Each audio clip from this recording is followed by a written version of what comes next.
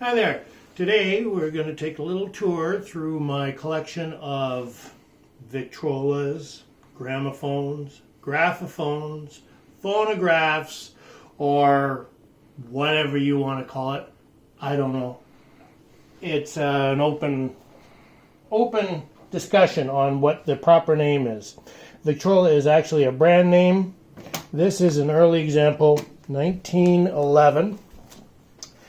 The reason that a Victrola and a Victor are different is a Victrola has the sound coming out of the bottom, and a Victor has the horn on top.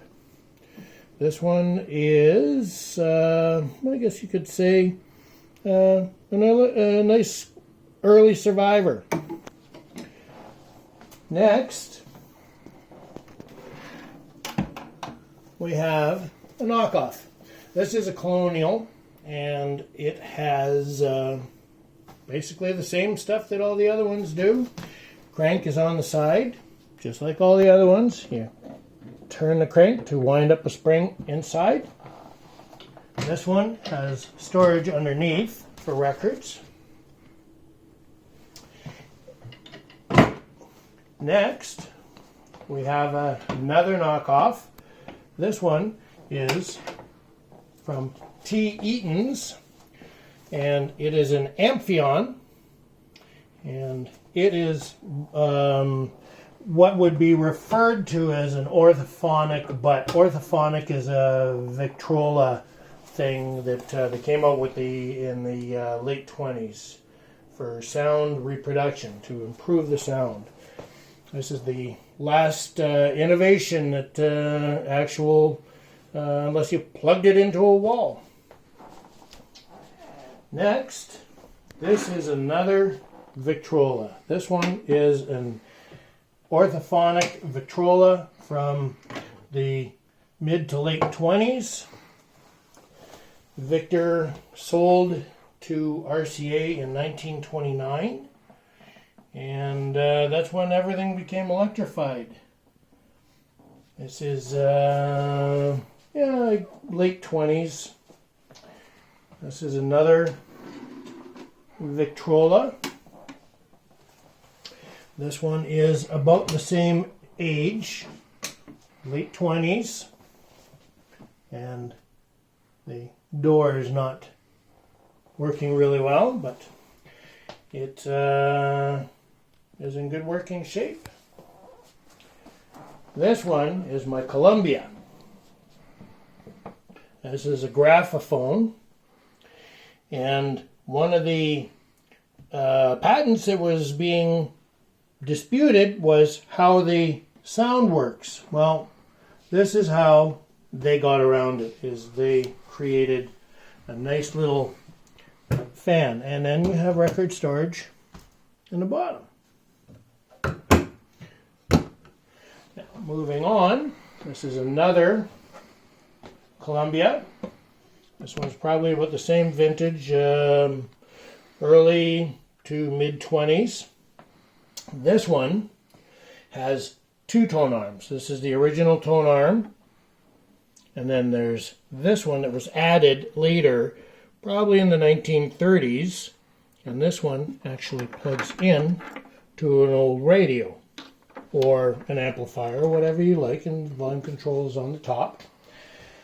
The controls for this are right on the side, a little knob, and you can turn it, and you can adjust your volume thusly, or you can do it by hand. Depends on what you want. There's record storage underneath. Okay, moving on. This is a McLagan. This one was made in southern Ontario. There's different settings for Pathé, for Edison. You can turn this for an Edison, turns that sideways, or you got different weights for Columbia records, Victor records, whatever it may be. Also has record storage underneath. Missing the grill, but that's okay, I'll have one made. This is another Victrola. This is this is about a 1927. This is a late model, and it also has record storage on the sides, and the sound comes out of the front. There's my beautiful oak silver tone. This is a Sears Roebuck that you could special order through the catalog or get in the store, but generally people ordered these through the catalog.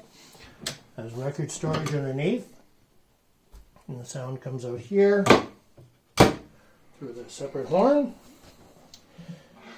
This is another knockoff. This is a Sonophonic. This is a really, oh yeah, that's going to give me a hard time. There we go. This is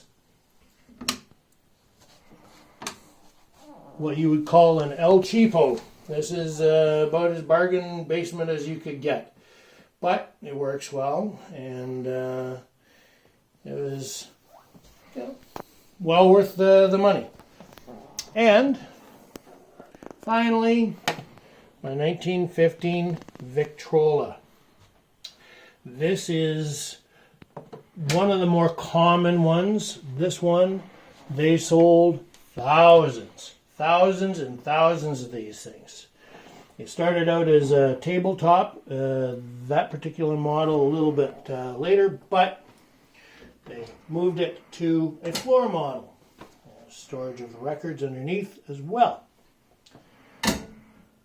What we're going to do is we're going to have a very special little thing. We're not going to play them one at a time.